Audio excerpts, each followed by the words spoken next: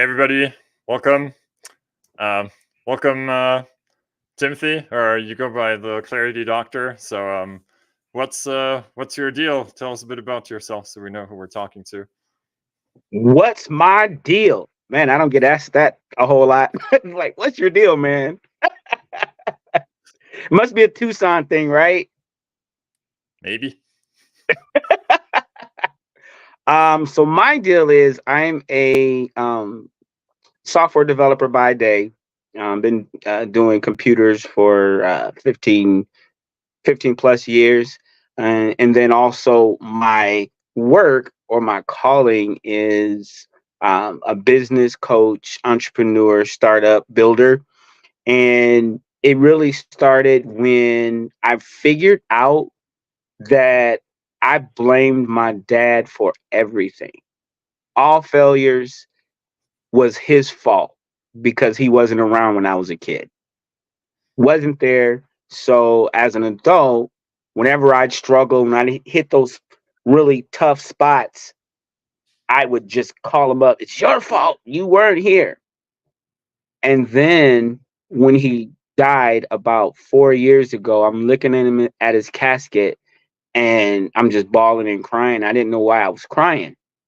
And then it finally hit me. I was crying because I didn't have anyone else to blame. I It was over with. Like, how do I blame someone now? Like, I was secretly waiting for him to come and rescue me and teach me and be that father. And then when he died, it was like, okay, that's never going to happen. And then I was like, wow. And so I let him go, just released him, forgave him. And then I really kept hearing, God speaking in my spirit saying, now you need to write a vision, make it plain. And when you read it, you'll run or you'll execute. And I was already writing vision statements for volunteer, but I never wrote one for myself. And so when I sat down and I wrote myself a vision statement, and it's like the whole trajectory of my life just changed. All the blaming, all of the excuses just kind of went away, and started living a very intentional life. And so that's when I started the business Vision Writers USA, which is the recognized global leader in the creation of vision statements that inspire and facilitate community growth. And I realized that I really help people go from blaming to blooming and from excuses to execution. So I just been doing that for going on 6 years now. It's just been an amazing journey watching the light come on in people's eyes when they start getting clarity and shifting their perspective and start connecting the dots in their own life. And I just love it. Cool, cool, cool. Awesome. So you do this. Is this your a side business or full time, or where are you at in that journey? Nope. Side business. Something like I said, it's my calling. I still do software development full time during the day, Yeah. and clients come in, and it's just a fulfilling work. Awesome, awesome. That's funny, actually. I don't know if we talked about this before, but my background is in software too, so interesting. So, but Yeah. let's not talk about software too much. People are going to get bored with us. So, um, yeah, cool, cool.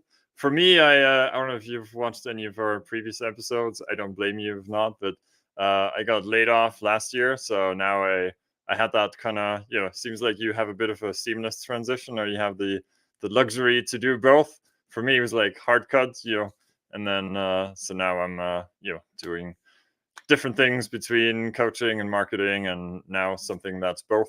So Right. so yeah, cool. Do So you other plan on than that, getting back in? Do you plan on getting back into software development? well, I got very focused on AI now, and then you can use AI for lots of different things. But I find myself using AI in a way that I pretty much treat it like code. It's just not code. It's natural language, right? But based on the complexity, I'm not too far away from a software engineer, right? When you build, like, for example, complicated AI chatbots and stuff like that, and then we're right now we're actually building a software platform that utilizes AI to automate document generation. So I'm not Oh, doing it myself, but I'm still involved with software. So I feel like it's I've done software and IT consulting for 18 years. It's kind of hard to let go, right? And then I also found last year I was like, okay, I'm done with this. I'm going to do something totally different, right? And that was a healthy change.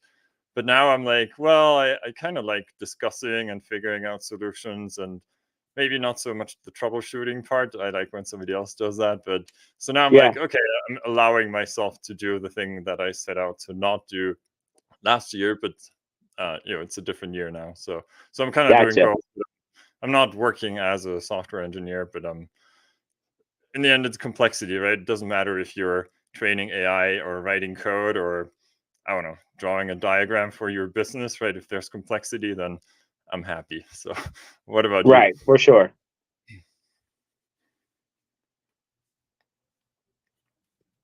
Well, cool. What's do you have some good analogies between business and software engineering? Because I talk about that a lot. So I'm interested if you got some nuggets for us here.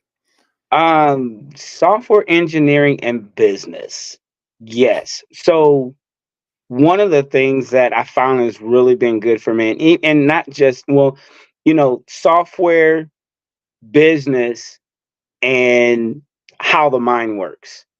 There's like a connection between all of them, and I found that just from my experience in software development and in IT, it's really given me a really keen sense of pattern recognition, and business is definitely about numbers, patterns, cycles, and things like that. And you have to be able to recognize those to know when something's kind of trending in your business, when when there's highs, when there's lows, and really just be able to connect the dots in the same way with how the mind works. So if you're going to be really good at business, or if you're going to be successful, if you're going to stay with it, you have to know how your own mind works and connect the dots in your head. For example, like I said, if I didn't get over the blame that I had towards my dad, all of that energy would have been tied up in blaming him, and then I would not be able to move in my creative space. And so it's really key to understand that all those things are connected. They're not in silos. Like I can be this over here and this over here and this over here and expect to be really efficient. No, they all communicate and work together. Yeah, definitely, definitely. One of the things I always find myself saying, doesn't matter if it's software or business or anything else, when people ask me, well, so can we do that? Is that possible? Like in software, it's like, well, everything's possible. It's just a matter of time and money, right? Yeah. You can figure it out and make it happen. And I feel like it's the same in business, like it just, and you talk about vision, right? If your vision's there, then, you're going to figure out a way to get there. But if you tell yourself, oh, Yeah. it's possible, I can't do it, it won't work, then it's not going to work. So I feel like that's kind of my analogy between software and business. And Oh another yeah. thing would be, just to, um, I always follow Kanban, right? So I try to do the most important thing first, and then don't work on too many things at the same time. That for me works really well in software. All the other planning, I don't care, right? Work on the most important thing, don't do too many things at the same time. And same thing in business, right? Try to, it's always, and I'm very guilty of kind of trying to start like 20 things at the same time, and then nothing ever gets done, right? So I'm Right. pretty sure I'm not the only one with that problem.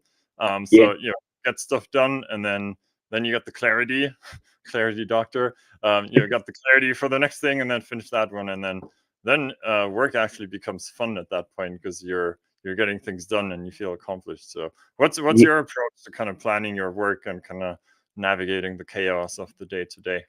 Um, Really, it's pretty simple. I always keep in mind the vision, and every day it's about paying attention to what's in alignment. And so I just choose something. There's always those different areas. Do I want to do something that's going to create leads? Do I want to do something that's going to be just creative and I just enjoy creating, like the fun of maybe doing videos, creating reels, getting marketing and getting a message out because I really enjoy that? Or is it something that's going to have a direct impact on getting a sale? And so it's usually going to fall somewhere in that. And of course, it's pretty cool. I have the luxury of not being full time, so I don't have that stress of, oh, I got to make $1, or oh, I got to get a sale. Um, so it's really just a fun experience of what do I want to do in terms of for that week. A lot of times it might be a class that I'm launching, like maybe a 4-week webinar.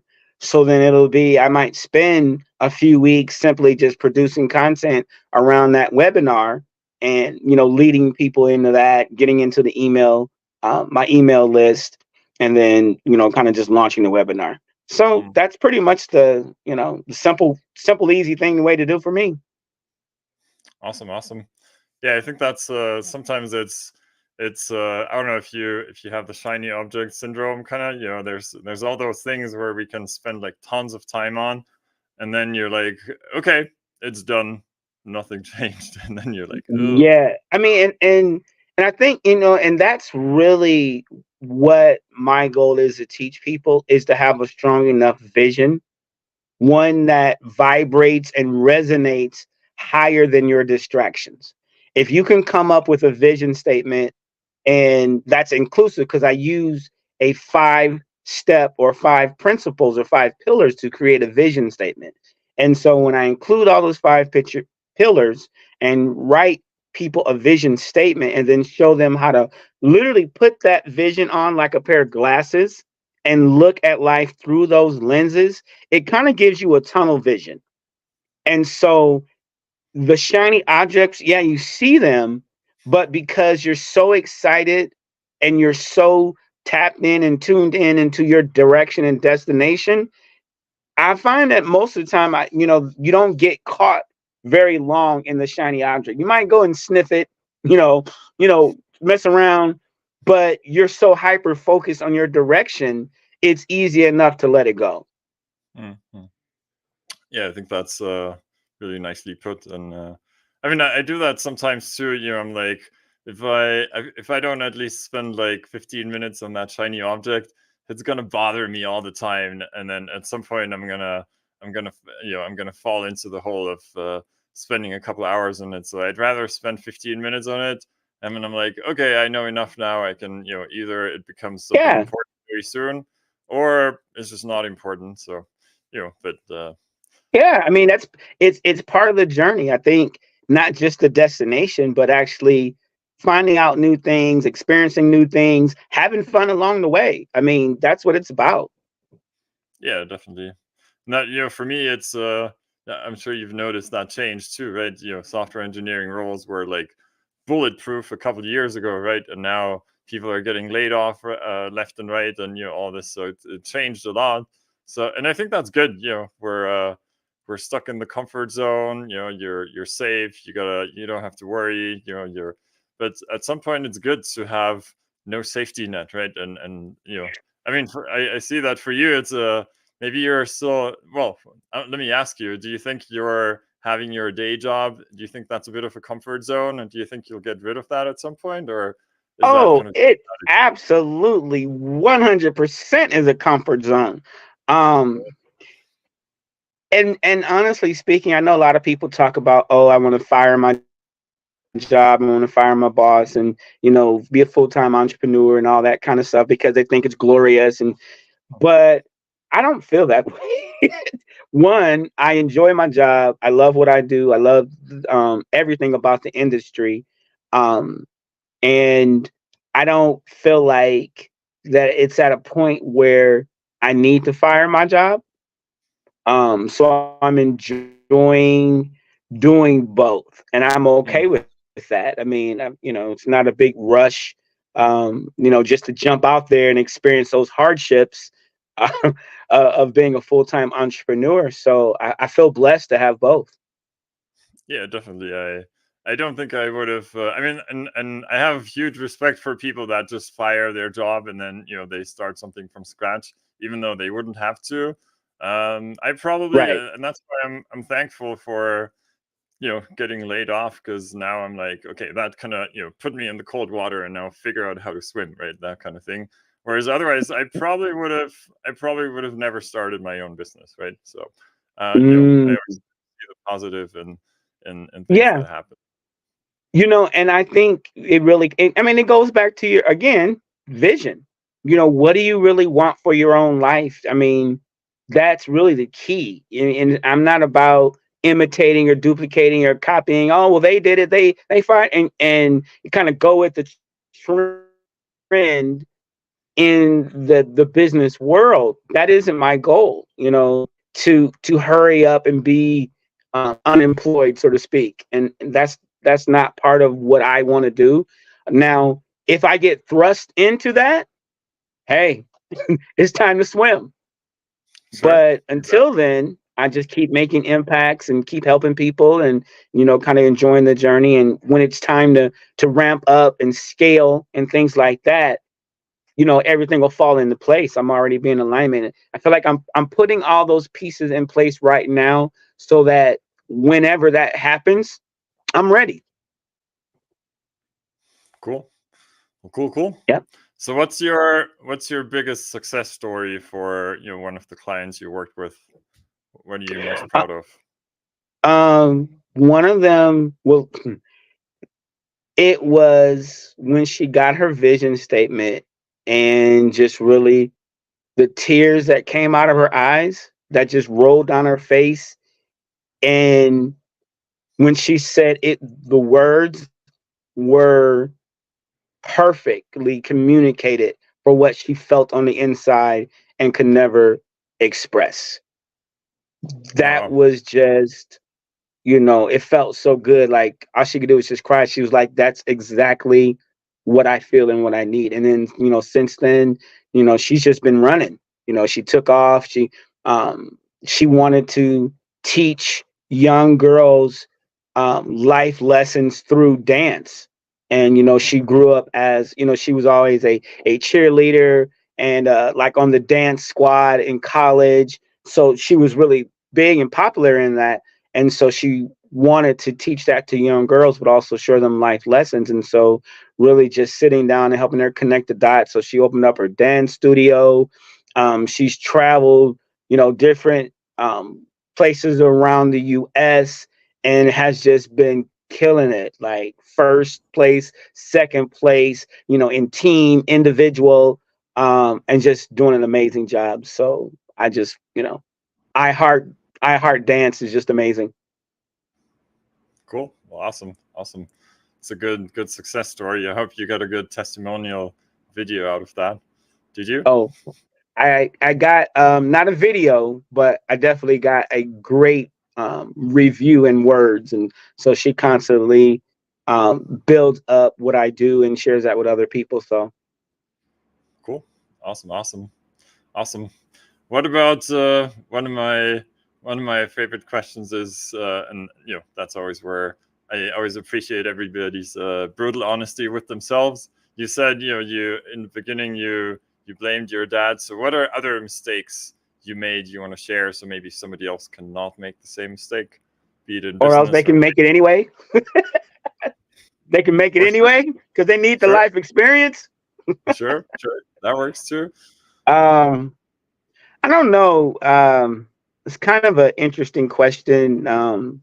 Definitely made a lot of mistakes, but I don't know if I really call them mistakes. Especially in this space of being so hyper focused on where I'm going.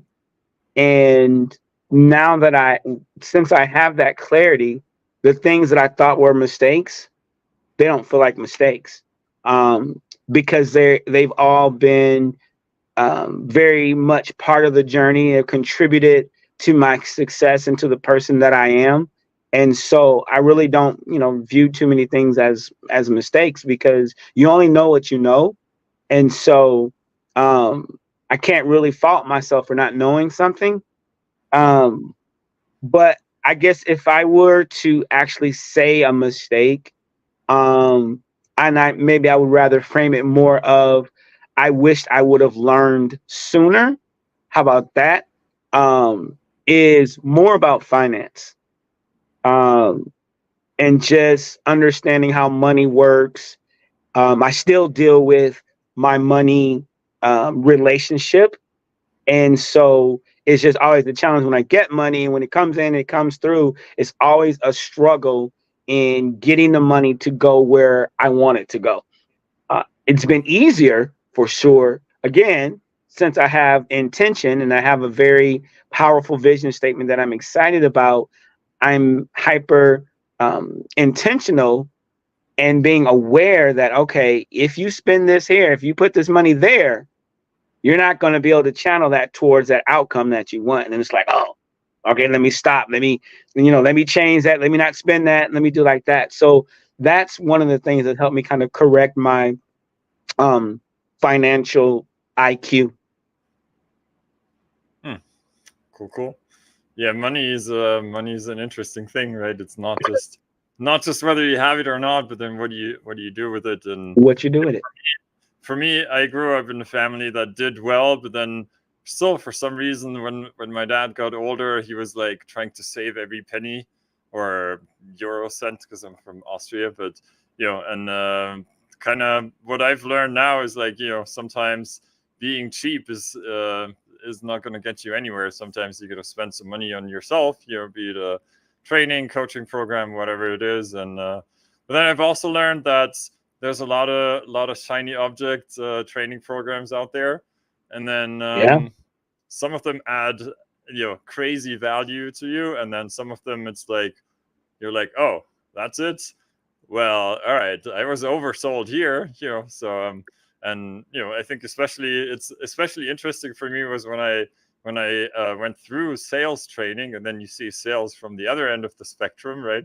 Through the Mm-hmm. sales eyes, you're like, oh, that's what they're doing. Okay, so I think that's important too. It's I don't think it's wrong at all to reconsider if you're spending money, but spend the money on what's going to get you further. But I think there's tons of things to spend money on that are coaching programs with great ratings, and then you do it, and you're like, hmm, I don't know. So Yeah. that's a lesson too, and that money then is gone, and you could have done something else that would have added more value. So did anything Right. like that happen to you, or I mean, obviously we're not going to call somebody out, but any experiences like that, I mean, like a coaching program that kind of wasn't worth it.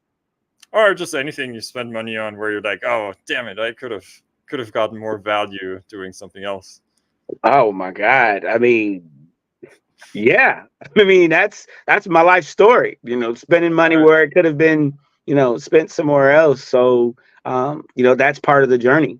That's part of the the improvement process that you have to go through in an area where you're not very strong. You go through it. You make those decisions, and you experience the result of it, and you say, "Oh, I don't think I want to do that again."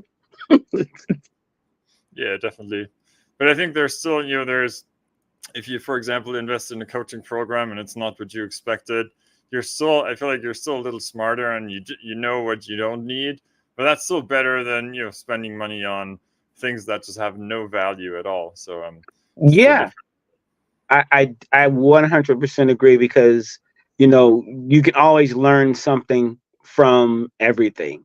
There's always a lesson if you just look for it. And so I was in a coaching, kind of to that point.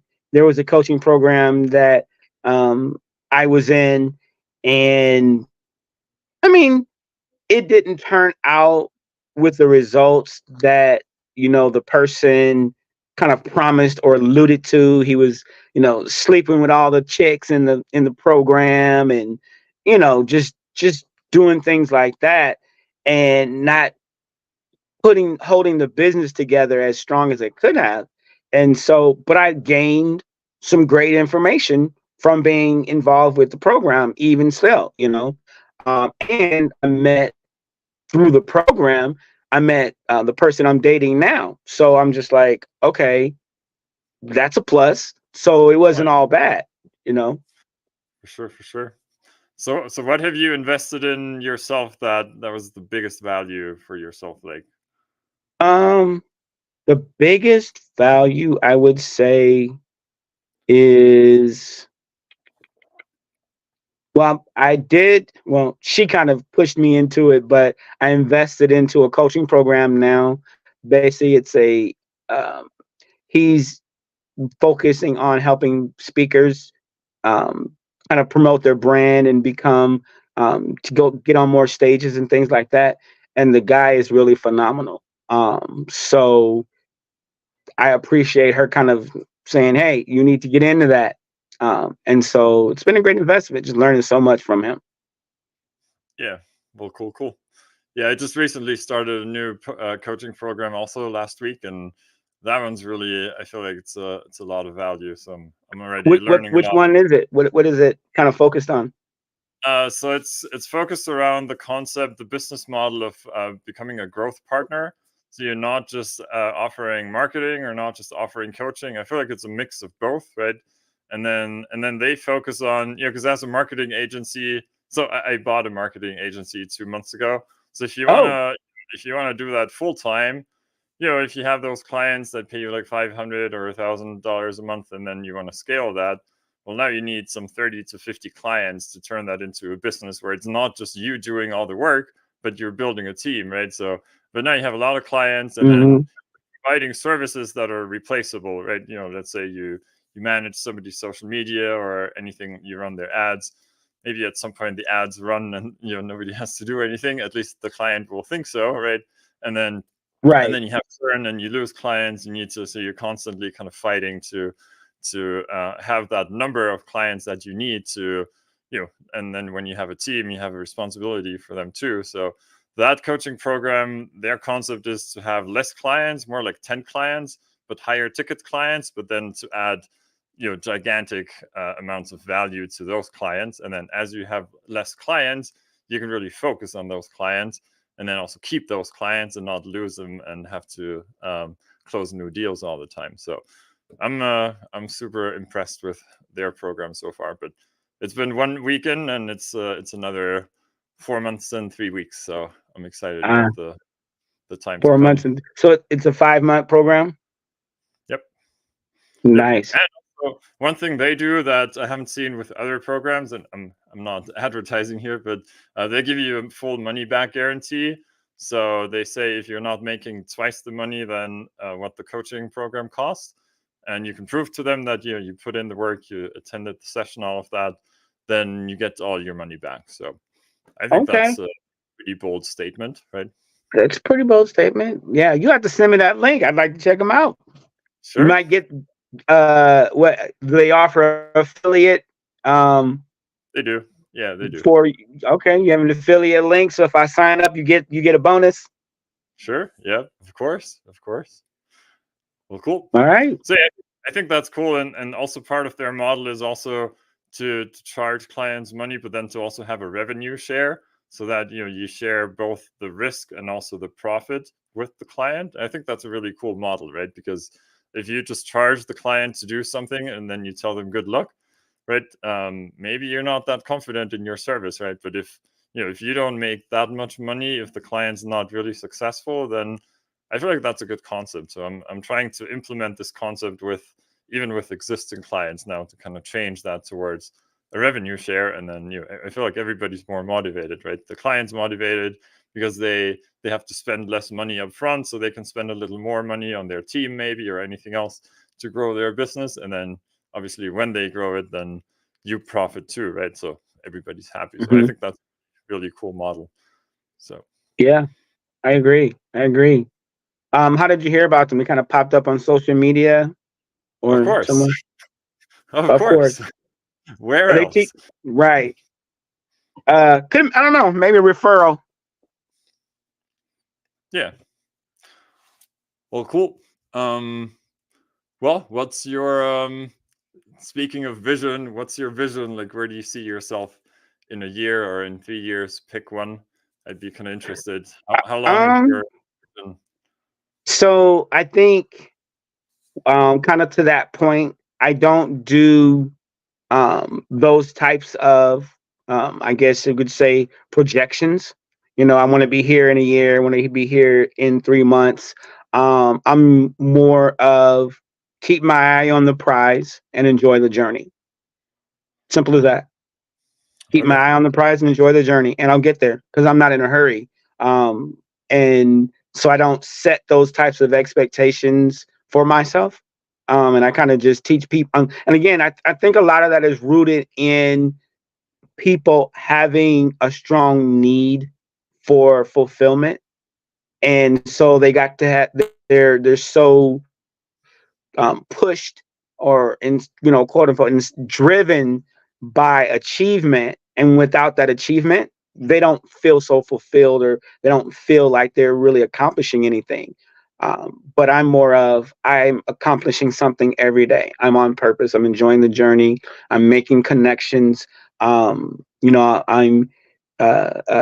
creating new relationships. I'm got a person that I connected with, and I'm going to Lagos, Nigeria in November to speak at a young people's conference. I mean, those are just things that just happen just by being the person that I am, just kind of vibrating high and just being excited about the vision and sharing it with people, and doors open. And that's pretty much it. I know that my definition of success is kind of like along the lines of Bob Proctor. And have you heard of him, Bob Proctor? No. Okay, so he passed away maybe about 2 years ago. Really big in the personal development space. He older guy, probably 75, 80 years old, very long in the personal development. And the definition of success is that, as he coins it, it's um, the incremental progression of a towards a worthy goal. And that's success for me. As long as I'm making incremental progression, incremental steps, successive steps towards something, I feel amazing. I feel successful. It's when I'm not working towards it, when I'm not intentional, when I don't have my eye on that thing that I'm working on, that's when I start to feel like, what am I here for? What's going on? And, this is boring. This doesn't make sense. So I've just learned to kind of just keep my eye on the prize and have that tunnel vision, and things just show up. Cool. Cool. Yeah, it's a good way to see it. So you mentioned a young people conference. So what do you think young people could benefit from if they talk to you? Having a little more experience now, especially young people in business, let's say. Right. So, I mean, I stick to my core vision. Really being clear, having clarity on what it is that you want to achieve. What is the outcome of whatever you do? Not, and I just really teach and just help people understand. It's not so much what you do, because a lot of times it's easy to decide what you're going to do because there's so many things that you can do, and you're already probably doing them in some capacity. Like, you're always doing something, so that's your what already. But the question is, where are you going? So helping young people understand, yeah, you might want to play football, yeah, you might want to be a business owner, you might want to do that. That's all your what's. But if you don't know where you're going, you're just going to jump from a what to a what to a what to a what. Just keep doing something over and over again and not have a final destination. And so just helping them learn how to picture, to imagine outcomes, and really show them that you have the power on the inside of you to really achieve anything that you see. Hmm. Yeah, I agree with that. And I think another thing, if I can add to that, is, and I thought that's where you were going to go, but then you took a different turn. So I'll take the turn that you didn't take. So you said it's it's it's important, and I drift for fun, so I change direction all the time. So so you said it's important to know what you do, but I would add then, and I thought that was the direction you were going to go, it's also important what you don't do, right?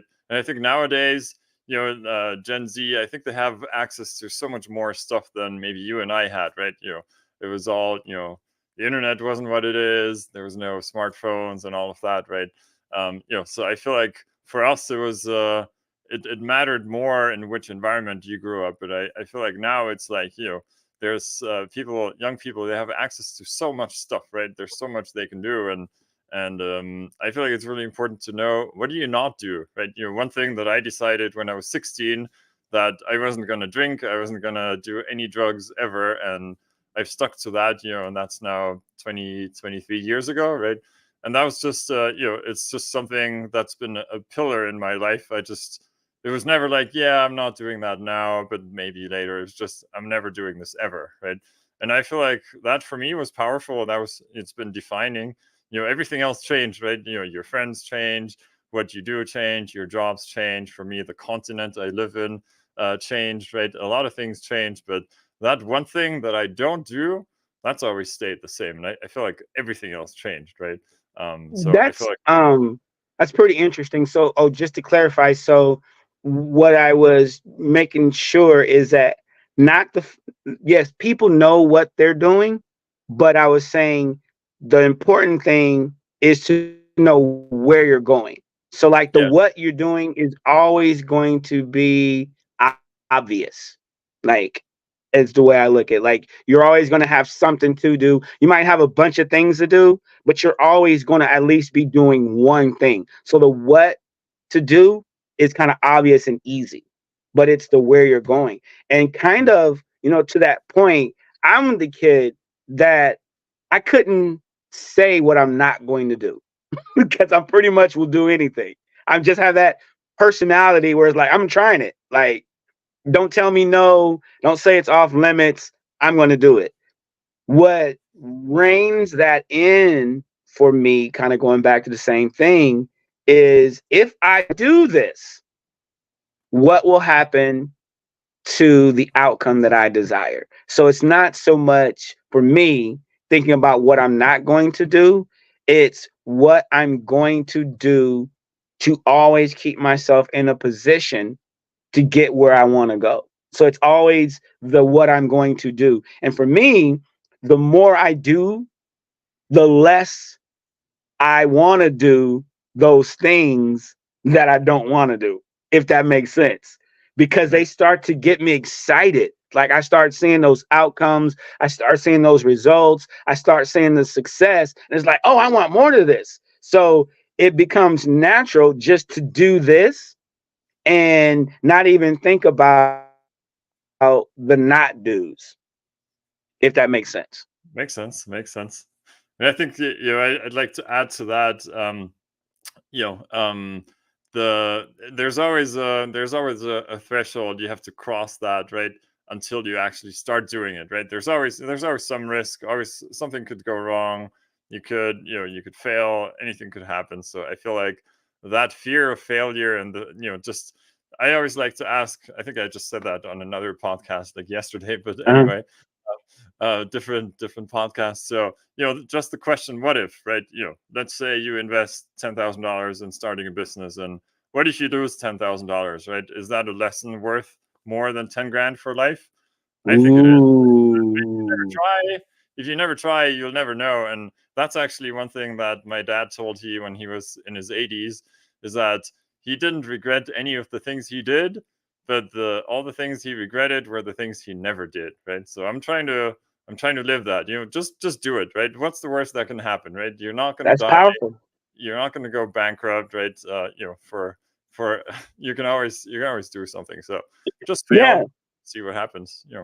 you might go bankrupt. But once you've experienced it, you realize, oh, I can live. Like it's not the end of the world. And so I Yeah. love that philosophy that your dad has. It's really good because you're right. I think about now, and it's interesting you kind of brought that up. there was a time I ran track in high school, and there was this one invitational, and we were running the 4x400 relay. And I was running. I got the second leg, and I was just so pumped. Like I had this energy. I was excited. It was a big meet. The lights were everywhere. It was just like, oh. And so I got that baton. Like I think we were like right. It was like third, second or third came in. So we took off, the three of us, and I was right there in third place, but right on the guy's second, right on his heel. Came down the backstretch, and I felt this burst of energy, like I could just take them. Boom! And I started to do it, and I held back, and I didn't go for it. I regret that to this day. Now that's one thing from high school that and what I realized, that for some reason I was scared to be out in front. I was scared. It was like, what if I jump out here, get in first place, and they overtake me? What if I teeter out? Like I had all these what ifs that hit me in my head. And so I just stayed right there in third place, but right on his heel. And we ended up getting like first or second, because like the third and the fourth place runners were just like fire.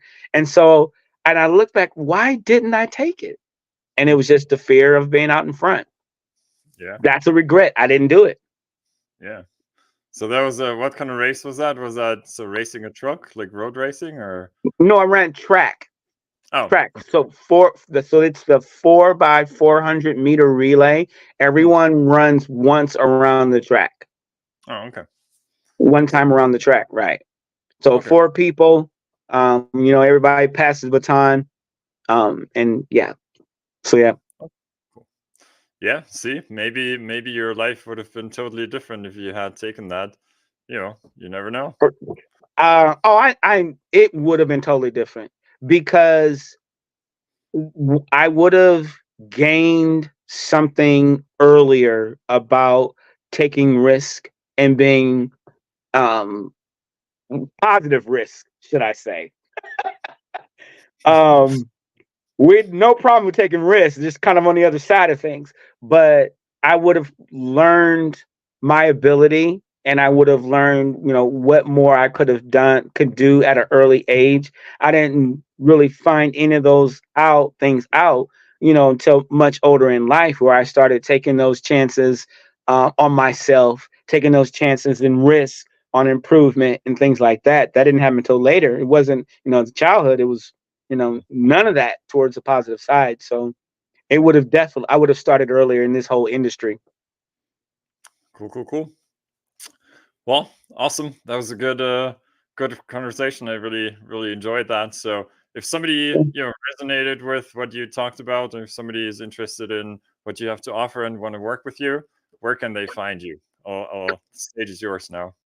Oh, absolutely. So, if you would like to work with me and you want to gain more clarity in your life, clarity in your business, be able to become more focused, more driven, more intentional, you can reach me on all social media. Just type in at the Clarity Doctor, all one word, doctor spelled out, at the Clarity Doctor. Pinterest, Facebook, Instagram, TikTok, LinkedIn, all those, you can find me. Or you can go to my website, theclaritydoctor.com. You can always reach me.